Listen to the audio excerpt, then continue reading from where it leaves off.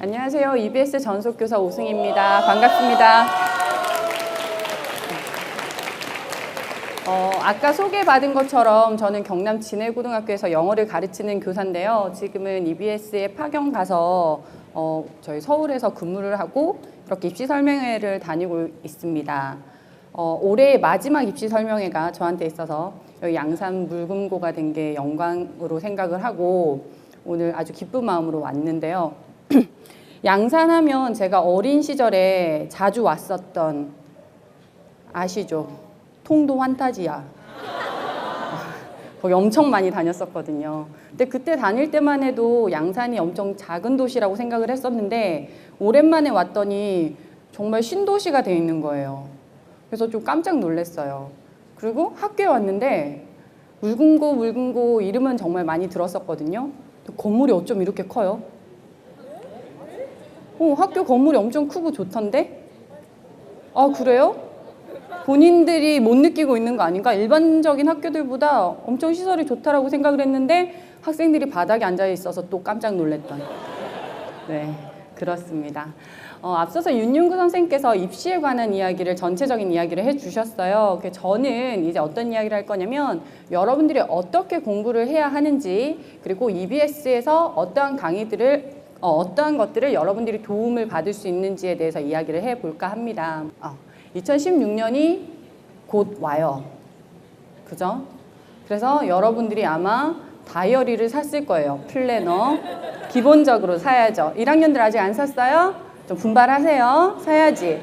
자, 사서 어떻게 했을까요? 여러분들은 달력을 딱 펴놓고 어디에?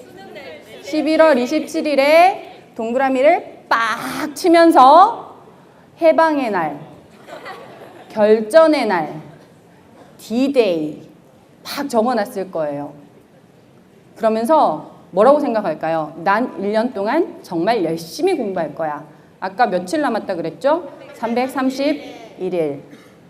그래, 난 1년간 정말 공부를 열심히 할 거야 라고 생각을 했지만 여러분 보세요. 곧 크리스마스입니다. 미국에서 크리스마스는 패밀리 홀리데이죠? 나 영어 선생님이라고 얘기했잖아. 우리나라에선 어떤가요? 로맨틱 홀리데이입니다.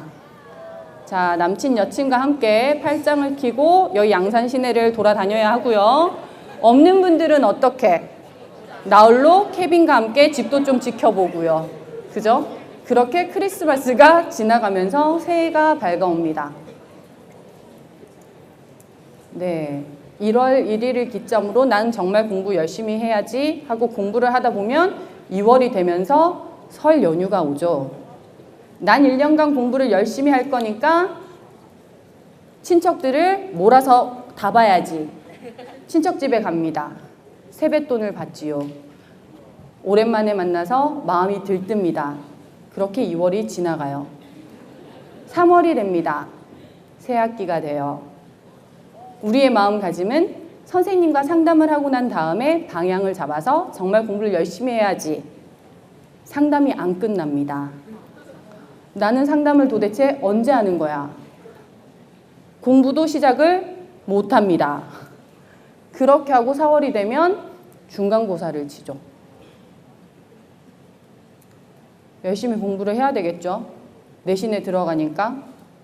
그리고 5월이 되면 빨간 날이 엄청 많은 5월이죠. 5월은 정말 공부를 하는 날을 세는 게 더 적을지도 몰라요. 그리고 6월 결전에 모의고사를 칩니다. 두둥. 한번 좌절을 하겠죠. 6월 모의고사를 왜 이야기하는지 모르는 학생들 있어요? 1학년 학생들 알아요? 왜 6월 모의고사 얘기하는지? 우리 매달 모의고사 치잖아요. 근데 왜 6월 모의고사가 중요할까요? 어려워서 아유 귀여워라. 6월 모의고사, 9월 모의고사가 중요한 이유는 평가원에서 출제하기 때문이에요. 평가원이 왜 중요한데? 수능은 어디서 내나요? EBS 이렇게 얘기하면 안 돼요. 맞습니다. 그렇게 하면. 평가원에서 수능을 출제하는데 6월, 9월 모의고사도 평가원에서 출제하기 때문에 계속 중요하다고, 여러분의 성적의 지표를 알아볼 수 있는 시험이라고 이야기를 하는 거예요. 알겠죠? 자, 그리고 7월이 되면 기말고사를 치겠죠. 그러면 얼마 남지 않아요. 그런데 8월은요, 뭐 하느라고 시간이 가냐면 수시 준비하느라고 시간이 다 갑니다. 아까 이야기 들었죠? 자소설. 진실을 바탕으로 허구의 이야기. 그거 쓰느라고 수업을 못해요. 상담하고 자소서 쓰고 나면 공부할 시간이 없어요. 그렇게 8월이 지나갑니다. 그리고 9월은요. 9월 모의평가도 있고 추석도 있고 그리고 수시 접수를 하죠. 8월 달에 선생님과 상담을 해서 9월에 수시 접수를 하는데 문제는 여기 있습니다. 수시 접수와 동시에 학생들은 이미 그 학교 학생이 되어 있어요. 마음이. 수업 시간에 가보면 캠퍼스를 걷고 있어. 근데 기본적으로 수시의 경쟁률이 6대 1만 돼도 5명은 떨어지는 거잖아요. 선생님 그래도 다 한 명, 에이, 그 중에 나는 아니, 더 말 못하겠네요, 저는. 그렇게 하고 나면 10월 달에 기말고사 치고 11월에 바로 수능을 쳐요. 이렇게 매달 이벤트가 있다고 생각을 하고 보니까 331일이 전혀 길지 않습니다. 선생님이 지금 이 얘기를 하는 이유는 뭘까요? 여러분들 얼마 안 남았으니까 할 시간도 없어, 너네 이미. 이건 아니잖아. 그치? 이야기를 하는 이유는 지금 공부해야 된다는 거죠. 내가 겨울방학까지만 놀고 새학기부터 안 돼요. 고등학교 3학년이 되면 너도 나도 공부해요. 우리 반에서 제일 공부를 안 하던 그 친구도 3월 달에 진짜 열심히 공부한다고. 3학년이 되면 다 공부를 열심히 해요. 그렇기 때문에 지금 이 시점에서 여러분들은 공부하셔야 돼요. 1학년들은 지금부터 공부를 하시면 이미 플러스 365일이 더 생긴다라는 거죠. 그죠? 자, 대학 입시를 우리가 한번 살펴보면요. 대학은 수시 또는 정시로 가죠. 그죠? 정시는 가장 간단하게 뭘 보는 거예요? 수능 보는 거예요. 수능을 잘 쳐야 돼요. 수시는요, 뭘로 가는 거예요? 내신으로 간다라고 얘기하는데 아니죠. 내신과 수능입니다. 정말 공부를 잘해서 아까 본 것처럼 선생님 저는 내신 성적이 1111이에요 라고 한다면 수능 최저를 보지 않는 학교에 갈 수 있어요. 경쟁률이 100대 1이라서 그렇지. 그죠? 그렇지 않고서는 여러분들 모두 내신과 그리고 수능 준비를 다 해야 한다는 겁니다. 내신이야 어떻게 준비하면 돼요? 학교 선생님 말씀을 잘 들으면 돼요. 선생님이 시험을 내니까. 제 친구 중에요. 제가 공부를 좀 잘했는데요. 저는 문과 1등이었고요. 그 친구는 이과 1등이었어요. 근데 같이 공부를 하는데 걔가 공부를 안 하는 거야. 같이 시험 공부를 하고 있는데. 여기서 안 한다는 말은 뭐냐면 그냥 이렇게 앉아서 책을 보고 있는 거예요. 공책을.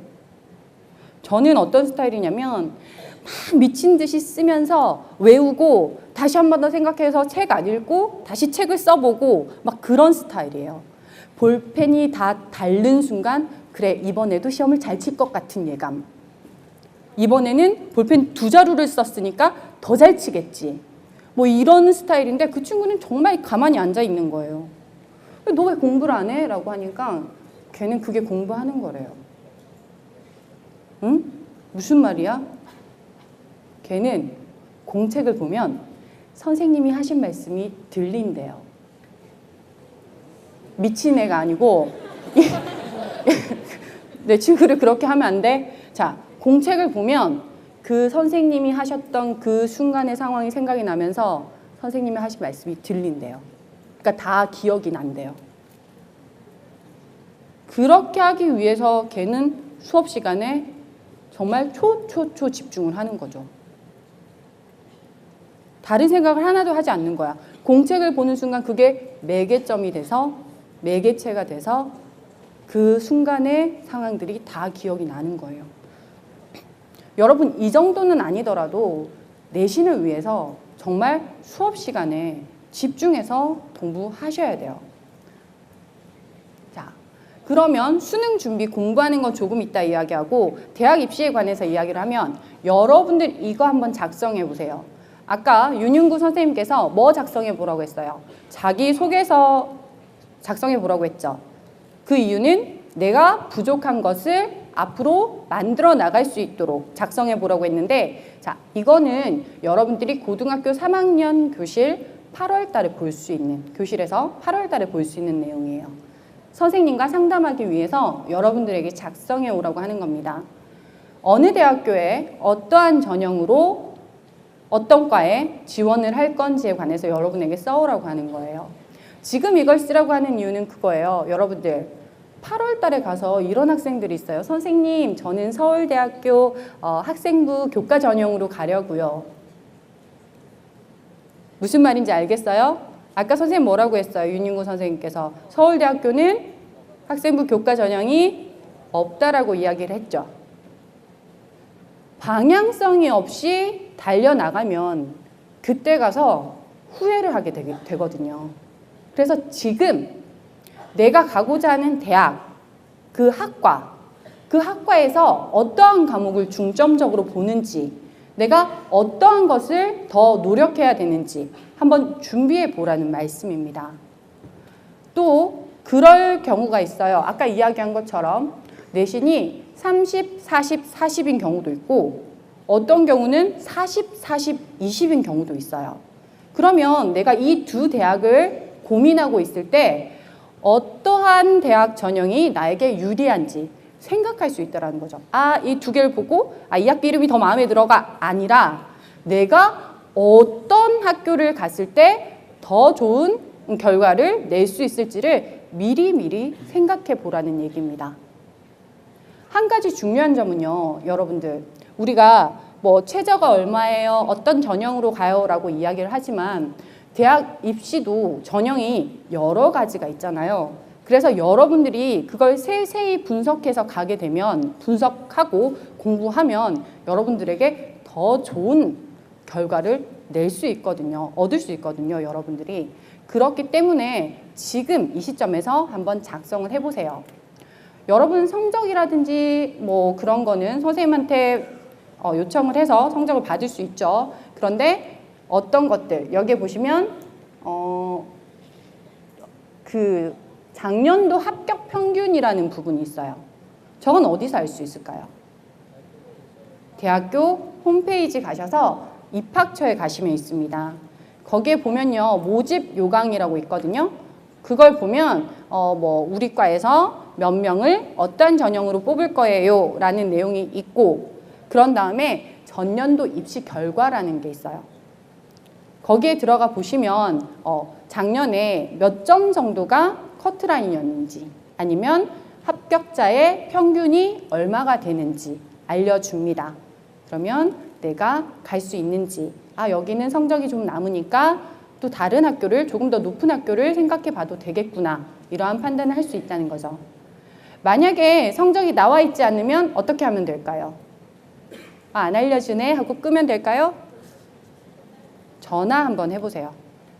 전화해서 내가 이 학교 어떠한 과에 어떠한 전형으로 가고 싶어 하는데요, 작년에 입시 결과가 어땠나요? 라고 물어보면 그래서 아주 친절하게, 미래의 자기 학교 학생이 될 사람이잖아요. 그래서 아주 친절하게 이야기를 해주니까 여러분들이 적극성을 가지고 자료를 찾아보시기 바랍니다.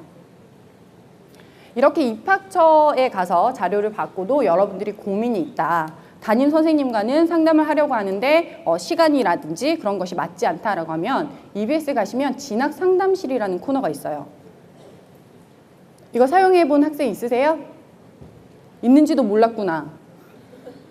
여기에 가면 여러분들이 비밀글로 보통 글을 남기거든요. 그러니까 자기 성적이랑 뭐 고민 같은 것을 올리면 선생님들이 15시간 이내로 대답을 해주세요. 전국에 계신 선생님들이에요. 진로 진학단 선생님들. 그래서 여러분들 진로라든지 진학이라든지 뭐 학습법까지 여러분들 고민 있으시면 글을 올려주시면 아주 좋은 상담을 받을 수가 있습니다. 제일 붐비는 때는 사실 자소서 쓰는 기간이거든요. 그럴 때 자소서 좀 봐주세요. 담임 선생님께서 볼 시간이 없어서요. 라고 올리는 학생들이 많은데 한 가지 더 팁을 알려드리자면 그때 가서 여러분들이 봐주세요 라고 하면 너무 붐비니까 지금 여유가 있을 때 한번 진학상담실을 문을 두드려서 정보를 얻으시면 더 도움이 될 거예요. 그건 말고도 수시 논술 자료도 있거든요. 아까 이야기했잖아요. 내신이 좋지 않아도 학생부가 그렇게 많이 반영되지 않는다. 그렇기 때문에 논술을 잘 쓰고 최저를 맞추면 대학을 갈 수 있다. 수시 전형으로. 이야기 들었죠? 그런데 학생들 이렇잖아요. 선생님 논술 준비하려고 하면 학원도 다녀야 되고요. 제가 한번 시도해 보기에는 사실 처음 도전하기가 쉽지가 않아요. 라고 하는 학생들이 많은데 EBS에 들어가시면 수시 논술 자료가 있어요. 학교마다 기출문제도 있고요. 인문, 과학, 이런 자연 이런 식으로 다 체계가 나눠져서 정보가 제공되고 있고 1:1 첨삭 지도도 해줍니다. 그래서 여러분들이 일주일에 한 번씩 하나씩 정도 차근히 풀어간다고 생각을 하시면 한번 처음 시작하기에는 도움이 될 자료들을 많이 가지고 있어요. 그리고 전공 적성 자료도 있는데요. 전공 적성 전형으로 대학을 가는 학생들은 사실 그 학교 기출 문제가 제일 중요하거든요. 그래서 기출 문제집 이렇게 사서 공부를 해서 대학 시험을 치러 가죠. 근데 그런 기출 문제를 다 제공하고 있으니까 여러분들이 이 탭도 잘 이용하시면 좋겠습니다. 그리고 입시 정보라는 란이 있어요. 고3이 되면 매달 시험을 칩니다. 모의고사를 쳐요. 그 모의고사를 치는데 모의고사 시험지 어떻게 하나요? 버리나요? 버리면 안 돼요. 그래서 여러분들이 그 모의고사를 다시 공부를 해야 하는데요. 그 도움을 얻을 수 있습니다. 기출문제 다운받을 수 있고요. 그리고 그에 따른 해설 문제도 해설 강의도 탑재가 되기 때문에 자기가 공부하다가 모르는 부분이 있으면 꼭 가셔서 정보를 얻으시면 됩니다. 그뿐 아니라 그 시험에 대한 경향도 분석을 해줘요. 여러분들이 공부를 하는 부분은 사실 여러분들 손에서 해결을 할 수가 있어요. 이해하고 외우고 그런 과정은 여러분들이 할 수 있지만 이 시험이 어렵게 나왔다. 어떻게 연계가 되었다. 수능에 어떻게 연계가 될 것이다. 방향을 알려주는 건 사실 전문가에게 도움을 받아야 되죠. 그렇기 때문에 여러분들이 시간이 있을 때 여기 들어가셔서 그런 시험의 전망이라든지 그런 움직임, 동향이라든지를 파악하실 수 있는 그런 자료로 알아볼 수 있습니다. 그렇게 자료를 얻을 수 있고 여러분들이 공부하는 것에 대해서 한번 이야기를 해보면 EBS 연계라는 얘기 많이 들어봤죠?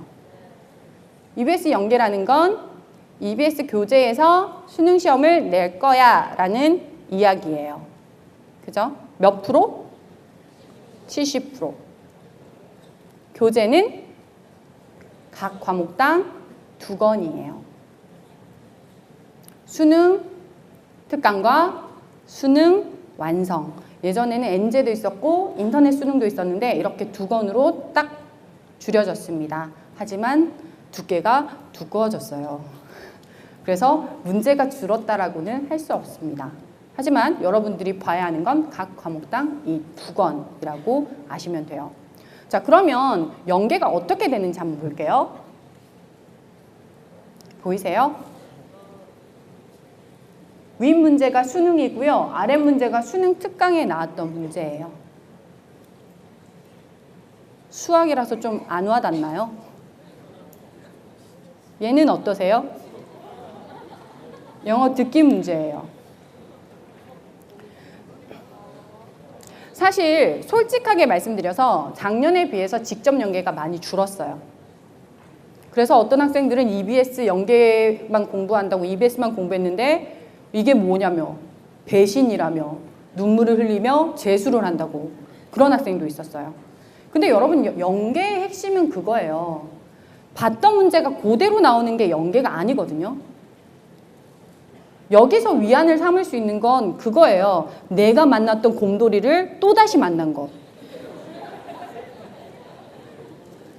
스크립트가 얼만큼 똑같은지는 사실 중요하지 않아요. 내가 봤던 문제라는 그 위안감만으로도 그 불안함을 얼마나 줄일 수 있을지에 대해서 한번 생각을 해보시라고요. 이 문제 같은 경우는 어때요? 글씨가 좀 잘 안 보이긴 하지만 앞에 있는 학생들 보이세요? 우와, 어때요? 똑같아요. 지문이 똑같아요. 100% 연계예요. 직접 연계.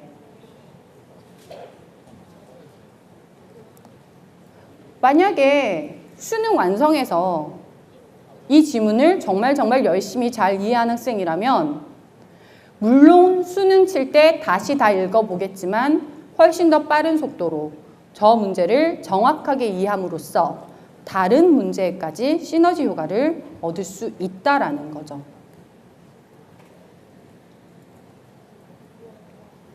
세계사 문제예요. 탐구 과목은 사실 그 자료를 얼만큼 잘 분석하는가의 그 능력을 파악하는 문제가 많이 있잖아요. 그런데 같은 사료가 사용이 되었어요. 수능 특강에서 저 지도를 잘 공부한 학생이라면 수능에서도 충분히 잘 풀 수 있었을 거예요. 그래서 보시면 혼자서 공부를 할 수 있는 학생들은 혼자서 공부하시면 돼요. 그런데 그렇지 않다면 EBS에서 강의를 제공하고 있거든요. 그래서 여러분들이 들으시면 되는데 한 가지 제가 말씀드릴 게 있어요. 수능 완성과 수능 특강은 문제집입니다.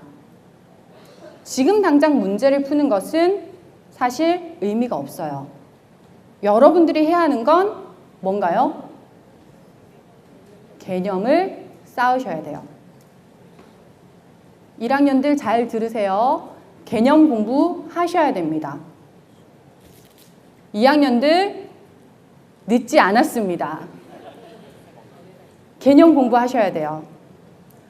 이런 학생들 있잖아요. 선생님, 연계가 중요한데요. 한 문제라도 더 봐야죠. 개념이 없이 문제를 보는 건 의미가 없어요. 다시 한 번 더 말씀을 드리지만 그 문제가 그대로 나오는 게 아니거든요. 여러분들이 공부를 하는 것은, 연계 교재를 공부하는 것은 이 문제에서 나왔던 그 개념을 내가 수능에서 만났을 때 잘 풀 수 있도록, 그래서 그 연계 교재에 나왔던 개념을 다시 공부하시고 수능에서 다시 만날 수 있도록 그렇게 공부를 하셔야 되는 거거든요. 그래서 지금 개념 공부를 하셔야 해요. 그리고 3월이 되면 대부분의 학교에서 교재가 수능 특강이에요. 선생님, 저는 수능을 공부 안 하고 내신 공부를 안 하고 수능 준비를 할 거예요. 바보 같은 소리죠. 왜? 똑같으니까. 그죠? 그래서 3월부터 수능 특강을 공부할 건데 강의는 2월쯤에 오픈이 돼요. 또 마음이 급한 학생들은 이래요. 2월 달에 오픈이 되면 나는 2월부터 수능 특강을 공부해야지. 노. 그렇게 하지 않아도 돼요. 3월부터 따라가되 자신의 페이스를 맞춰서 최대한 최소 몇 번 봐야 될까요? 책을 3번은 돌려본다고 생각하셔야 돼요. 1학년들 듣고 있나? 몇 번? 3번 봐야 된다고요. 근데 난 3번 볼 거니까가 아니라 매번 볼 때마다 마지막이라는 생각으로 보셔야 돼요. 꼼꼼하게. 그렇게 수능 특강 공부하고요. 수능 완성 공부하고요. 마지막에 최종 점검으로 이렇게 넘기는 문제집 있죠. 그 문제집을 꼭 공부하셔야 돼요. 왜냐하면 수능 특강과 수능 완성 같은 경우에는 그런 단원별로 문제가 제공이 되잖아요. 그러니까 뭐 쉽게 얘기해서 수학 같은 경우도 공식을 먼저 공부하고 이 공식을 대입하면 되는 문제들을 배운단 말이에요. 하지만 핵심은 뭐냐? 우리가 모의고사 칠 때는 어떤 공식을 써야 되는지 몰라서 틀린단 말이에요. 그렇기 때문에 마지막에 넘기는 문제집을 가지고 한번 정리하는 시간도 가지셔야 됩니다. 자, 기출문제의 중요성에 대해서 간단하게 이야기를 할게요. 기출문제는 중요할까요? 안 중요할까요? 중요하니까 이야기를 하겠지, 그지? 이런 간단한 질문을. 기출문제는 왜 중요할까요? 기출이니까 이런. 자, 보세요. 수능은요. 수능은 어떤 문제를 낼까요? 너희들이 틀릴 것 같은 문제? 꼭 알아야 될 문제를 냅니다. 전국에 있는 학생들이 다 알았으면 좋을 만한 그런 문제를 선생님들이 출제를 하세요. 근데 그게 어느 정도 정해져 있다라는 거죠. 그래서 기출이 중요한 거예요. 올해는 이게 중요하고 내년에는 저게 중요하고가 아니고 요 바운더리 안에서 올해는 요게 나오는 거고 내년에는 저게 나오는 거예요. 그게 반복된다는 거죠. 그렇기 때문에 여러분들이 기출을 공부하셔야 돼요. 한 가지 예를 들면 이런 겁니다. 문제 번호도 똑같아요. 보이세요? 이런 식으로 문제가 계속 반복해서 나온다는 거죠. 동일한 개념을. 보이시죠? 아까 이야기했습니다. 6월, 9월 모의평가가 중요해요. 왜? 평가원에서 내니까. 6월에 문제를 내고 여러분들의 성적을 받고 난 다음에 거기서 난도를 조절합니다. 올해 애들은 성적이 이렇구나 라는 판단을 내리고 그 다음 9월에 한 번 더 시험을 치고 그 성적을 반영해서 수능을 출제하는 거예요. 그래서 6월, 9월 모의평가를 주의하셔야 되는데 한 예를 보여드릴게요. 사회탐구예요. 출제 빈도표. 6월, 9월 수능. 잘 안 보이시겠지만 빨간 부분이 공통되게 나온 문제예요. 개념. 보이세요? 얼마나 많은 붉은 글자가 보이는지. 6월에 나왔던 개념이 9월에 나오고 그 6월과 9월에 나왔던 개념이 수능에 나온다고요. 그러니까 6월, 9월 모의고사를 치고 나면 꼭 그걸 샅샅이 공부하셔야 돼요. 그 개념이 문제가 똑같진 않지만 그 개념이 수능에 나온다는 생각으로 공부하셔야 돼요. 그래서 여러분들 기출문제 다운을 받으세요. EBS 들어가시면 기출문제 다운받는 코너가 있어요. 거기서 다운받으셔서 날 잡아서 작년 6월, 9월 수능 풀어보세요. 여력이 있으시면 분석도 해보세요. 어떤 개념들이 나왔는지. 그러면 올해 3월에 나올 거, 6월에, 9월에, 그리고 수능에 어떤 개념이 나올지 대략적인 그림을 그릴 수 있다라는 겁니다.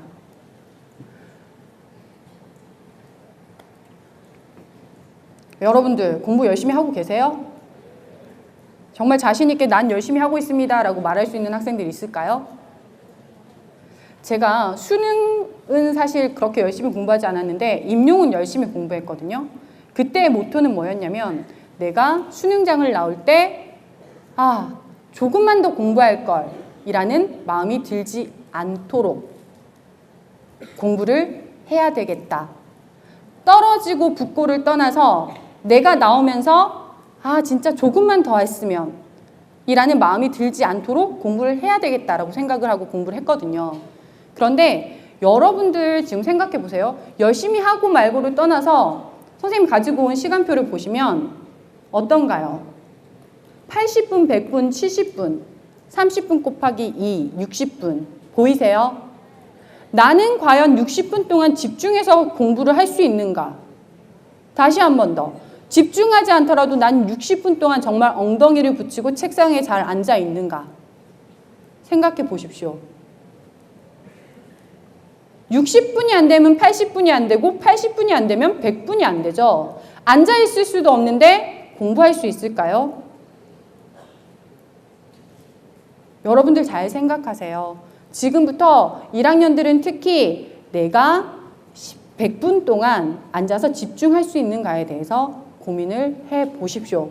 그리고 그렇지 않다면 당장이라도 스톱워치를 사서 100분 단위로, 80분 단위로, 60분 단위로 그렇게 행동을 하셔야 돼요. 그리고 문제를 풀 때 이렇게 풀라고 이야기를 하죠. 여기서 제일 중요한 단계는 뭘까요? 아니에요. 강의 해설지 참조입니다. 왜냐하면 아까 기출의 중요성 얘기했죠. 나왔던 문제가 또 나와요. 똑같이 나오나요? 아니요. 똑같지 않지만 그 같은 개념을 다룬 문제가 나온단 말이에요. 그래서 여러분들이 맞춤 문제건 틀린 문제건 문제를 다 풀고 나면 다시 한 번 더 확인하는 과정을 거쳐야 돼요. 해설지를 보든 강의를 보든 내가 이해하는 정도에 따라서 두 가지를 선택을 해서 더 공부를 하셔야 돼요. 이 개념이 어떠한 식으로 나오든 나는 맞출 수 있도록. 다시 풀지 않아도 돼요. 여력이 있어서 다른 문제집이 있어서 같은 개념을 다른 방식으로 나온 문제를 풀 수 있다면 제일 좋고, 만약에 그렇지 않다면 다시 저기서 끝내고 한 번 더 문제를 다시 봐도 상관이 없다라는 거죠. 많은 학생들이 이런 이야기를 합니다. 전 영어잖아요. 선생님, 영어 단어를 외우면 까먹고 외우면 까먹어요. 그래서 안 외우려고요. 많이 경험해봤죠. 좌절스럽잖아요. 정말 열심히 외웠는데 돌아서면 까먹어요. 근데 그건 너무 당연한 일이야. 그렇기 때문에 여러분들에게 한 가지 가르쳐 주자면, 예를 들어 내가 오늘 영어 단어를 20개 외우기로 했다. 그러면 20개를 정말 열심히 외워요. 내일이 됩니다. 내일이 되면 몇 개를 외우면 됩니까? 20개를 외워요. 어제 외웠던 20개를 읽어보세요. 그 다음 날이 됩니다. 새로운 20개를 외우고요. 어제 그제 외웠던 40개를 다시 읽어봅니다. 그러면서 이거 내가 외웠던 단어인데 얘가 왜 기억이 안 나지? 다시 한 번 더 외우시면 되고요. 이거 스펠링이 틀렸었네? 다시 한 번 더 확인하시면 돼요. 그렇게 하면 331일이 지나면 여러분들 머릿속에 정말 많은 영어 단어들이 들어가 있을 거예요. 그렇게 많은 시간이 들지 않고 그렇게 많은 노력을 하지 않으셔도 돼요. 이건 영어 단어뿐만 아니라 다른 과목들도 마찬가지입니다. 복습이라는 거죠. 복습. 이걸 매일매일 조금씩 하면 별로 큰 부담이 되지 않거든요. 그래서 여러분들 이런 방식으로 공부를 하셔서 좋은 성적을 얻으시면 좋겠어요. 이 글은 모 학생이 자신의 학습 일지를 써놓은 거예요. 플래너에. 그죠? 그래서 체크리스트 만들고 동그라미 치면서 희열을 느끼고, 오늘은 13시간밖에 공부를 못했네. 이런 14시간은 해야 되는데 내일은 꼭 14시간을 해야 되겠다. 자극이 되십니까? 3시간만 공부해도 힘들다고. 엄마, 내가 공부를 이래 열심히 하는데 텔레비전 끄라! 라며 고3의 특권을 마구마구. 여러분들이 공부를 열심히 하면요, 짜증날 일도 없어요. 아시잖아요. 왜 짜증나고 조급할까요? 준비되지 않으면 그렇다라는 거죠. 시험은요, 쉽게 나올 수도 있고 어렵게 나올 수도 있어요. 그런데 한 가지 여러분들이 아셔야 되는 점은, 쉽게 나오면 모두에게 쉽고 어렵게 나오면 모두에게 어려워요. 제가 수능 칠 때 평균적으로 30-40점이 떨어졌었거든요. 그래서 1교시 치고 난 다음에 울면서 집에 가는 아이들이 몇몇 있었어요. 정말 바보 같은 일이죠. 왜? 내가 어려우면 너도 어려울 거고 그 옆에 있는 애도 어려울 거고, 시험이 쉽게 나오면요, 나도 쉽고 너도 쉽고 다 쉬운 거예요. 이때의 핵심은 뭐냐면 흔들리지 않음입니다. 쉽게 나왔다고 오예 하다가 실수로 하나 틀려요. 쉽게 나오든 어렵게 나오든 여러분들이 평정심을 유지하고 그 시험에만 집중하셔야 되는데 그러한 능력을 기르는 건 뭔가요? 여러분들의 내공이죠. 개념을 바탕으로 문제를 반복해서 풀고 그리고 기출로까지 마무리를 해서 수능에 대한 준비가 잘 되어 있다면 그날 하루에 모든 것이 운명지어지지만 여러분이 지금까지 12년 동안 했던 그 노력이 헛되지 않은 그런 좋은 결과를 보일 수 있을 거예요. 우리 학생들 바닥에 앉아서 많이 힘들 거예요. 저도 학교에 있으면서 학생들 많이 봤었는데 물공고 학생들 보니까 예쁜 학생들이 많이 보여요. 여기서 예쁜이라는 표현이 뭔지 아시죠? 그래서 그런 친구들이 좋은 대학교를 꼭 가면 좋겠어요. 여기서 좋은 대학교란 본인이 원하는 대학교, 본인이 행복하게 살 수 있도록 기반을 마련해 줄 수 있는 그런 대학교에 꼭 가면 좋겠어요. 물론 공부가 인생의 다는 아니지만 공부를 잘하면 여러분들이 조금 더 웃을 날이 많을 것 같아서 여러분들이 정말 열심히 공부해서 좋은 결과를 얻으셨으면 좋겠습니다. 1년 뒤에 꼭 플랜카드에 이름 거시고요. 갑자기 싸해졌는데 자, 1년 뒤에 여러분들이 웃는 얼굴로 생활을 할 수 있기를 기도하면서 입시 설명회를 마치도록 하겠습니다. 감사합니다.